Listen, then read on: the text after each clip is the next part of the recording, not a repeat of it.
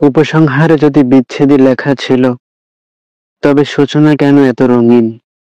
কেন তার কথা ভেবে আমার জীবনের প্রতিটি মুহূর্ত, সময়, প্রহর বিচলিত থাকবে? কেন আমার হৃদয় তাকে হারানোর ভয়ে উতলায় মগ্ন থাকবে? আমার স্পন্দনের গতিপথ স্বাভাবিক প্রক্রিয়ায় চলার কথা ছিল, তবে কেন হঠাৎ অস্বাভাবিকতায় রূপ নিল? এর দায়ভার কার?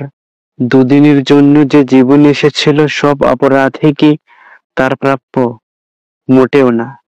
সেই তকমা কিছুটা আমারও, কারণ আমার বোঝা উচিত ছিল, যারা ভালোবাসে তারা কখনো ছেড়ে যায় না, আর যারা খাঁটি প্রেম দেখেও চলে যায় তারা শুধুই আঘাত করতে পারে, ভেঙে খান খান করে দিতে পারে যে কারো সরল মানুষের মন।